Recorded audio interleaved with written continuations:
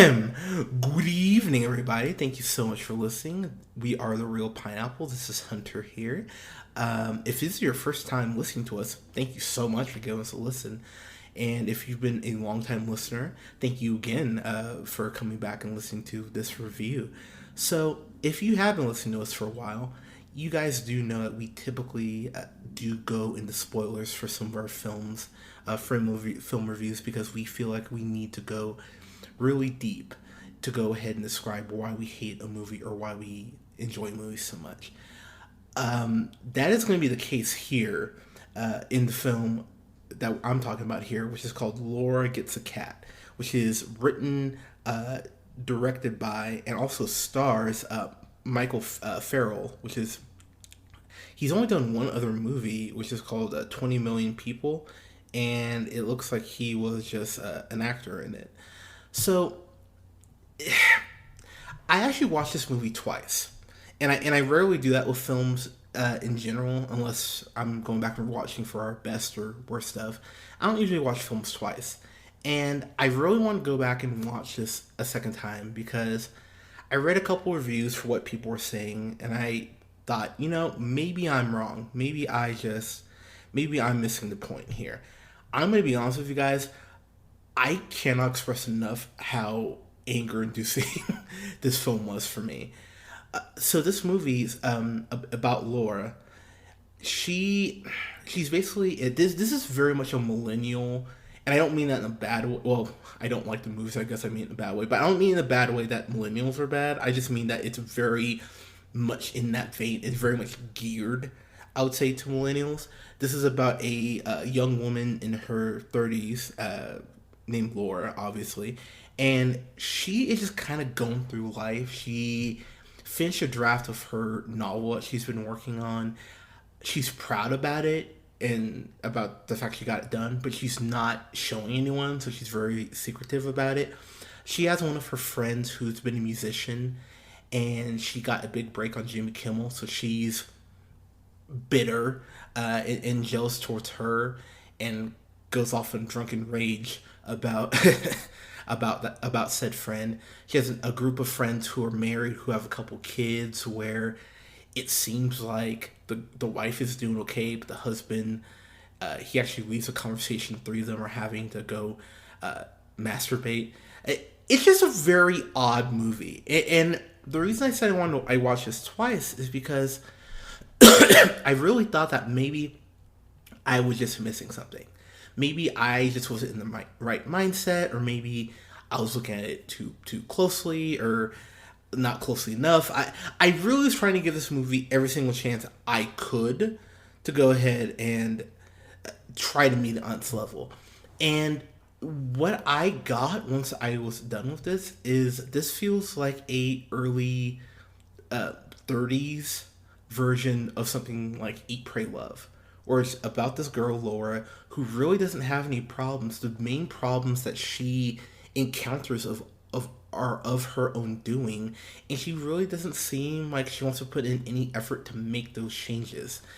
What I really did find, I guess, interesting about the movie is that it had points where it was kind of gaining steam, but then it would almost undercut itself or not finish its thought. The movie felt very schizophrenic and very poorly laid out in that way.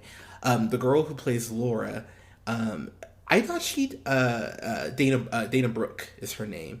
I thought she did a good job, at least with the material. It's not like she's a bad actress per se. It's just that she doesn't really have anything to do. The movie starts with her, like as I mentioned, talking to her friends about, oh, so I finished my screenplay, and the friend she's talking to doesn't go off on her, but basically says, oh, I know how you feel about me and my husband, the fact that we've sold out because we have the house in the burbs and the kids. And Laura goes, that's what I think. Don't tell me what I think, even though she clearly thinks that. And the one thing I will give this movie is it strikes this interesting balance of maybe if Laura is obsessed with fame, or she's just obsessed that people aren't noticing her. If that makes sense, like as an artist, I think that balance if that had been explored a little more, that in itself is a very interesting movie. But the problem is with Laura, there's no one in this movie really to root for. You have Laura, as I mentioned, who's played by Dana Brooke. She just comes across as an extremely selfish person the whole movie, and even going through her supposed hero's journey, it never feels like she learns anything. Michael Farrell, who went ahead and wrote, directed, and is the co-star in this movie, he plays Ian, and Ian is kind of a douche. He's dating this girl who's younger than him. They say she's 27, I believe. And he mentions that, oh yeah, I'm not breaking up with her because she just lost her grandma and she's in Florida taking care of it. And I go, well, that's not really the time to cheat on your girlfriend. Not like there's a time anyway, but definitely not the time when she just lost a grandparent.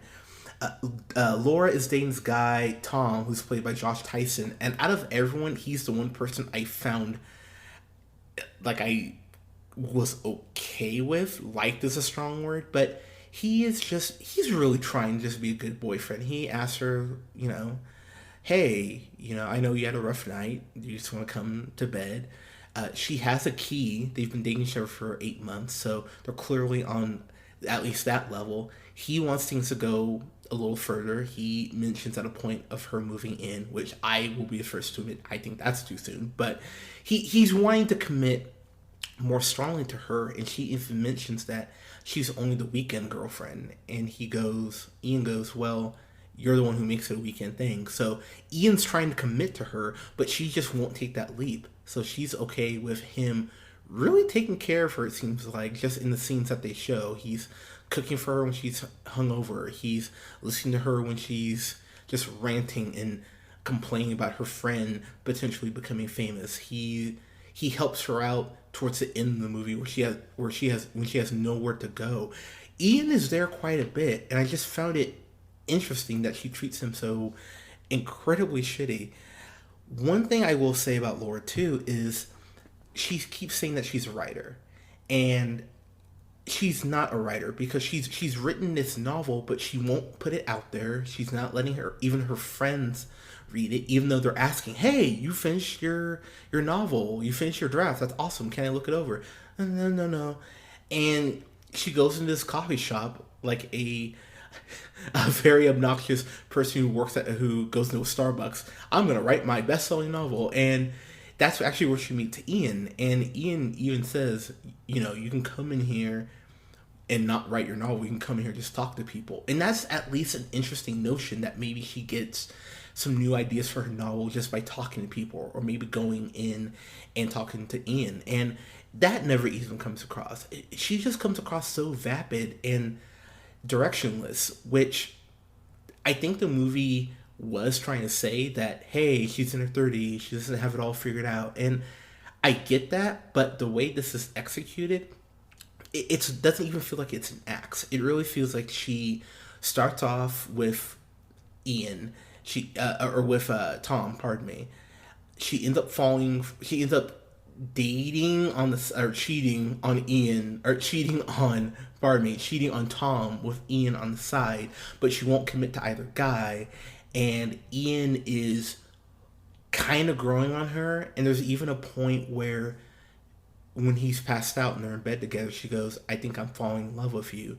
But she never even really makes it feel like she likes him. It just feels like he's there for convenience sake, and not really for her to grow with or have it really turn into anything. The one thing I will give this film is that there is a dialogue scene between Ian and Laura when they first meet, and they're talking about expectations of society, where she talks about being in her early 30s and how she's an artist, and how people are asking her, hey, are you gonna get married, or when's this book gonna be bestseller? And oh, I don't want to get married because my parents have had a successful marriage, and maybe I can't live up to that, and maybe society just we're just basically hamsters on the wheel, just feeding society and not being able to go ahead and actually make our own way. It's about only a 5-minute or so conversation between her and Ian. It's about maybe about halfway through the film, or about a third of the way through the film.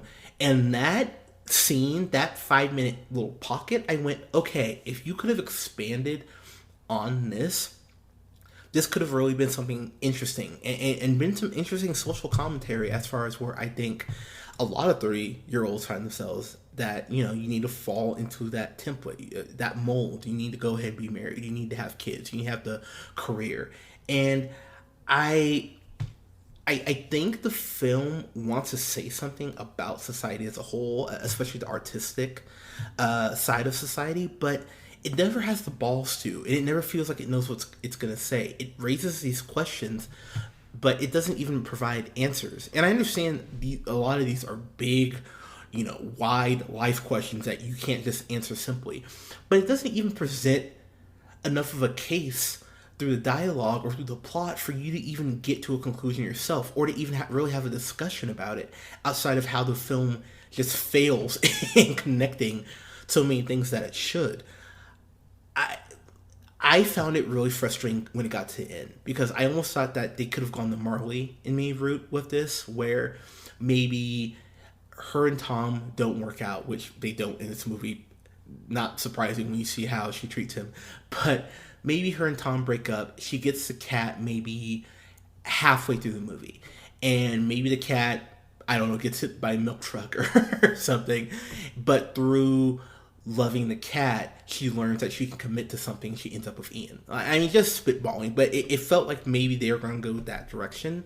And even to his credit, it does seem like he's actually, he's an artist. He's a performance artist. He mentioned how he tried stand-up, and how, there's so many layers to it that he wasn't expecting, and how, you do need to try at something to get better at it. And he just wasn't willing to make that commitment to it. So artistically, I get that. And I'll say, as someone who's written quite a bit throughout his life and does love writing, there are times where I just don't feel like writing. And so in that aspect, I kind of related to the film. But at the same time, I don't just write stuff and hold on to it. I do want to share what I write. I want to get feedback. And sharing and putting yourself out there, it is scary. And I think what's so interesting and frustratingly so is that Laura says that she's okay with being alone multiple times throughout the movie. And she talks about how she sleeps around, which isn't a big deal at all. I think what is interesting about it is that she says that she's okay with being alone, but then that ties into her sleeping around. But then that also ties into the fact that she won't make emotional connections with someone, which I think is the biggest. I believe it's Tom who says it, who says that she says that she's okay with not having human connections and not really having friends. And he basically just says, until you're not. And it's true. She's okay with casual sex and not having friends until it's convenient for her.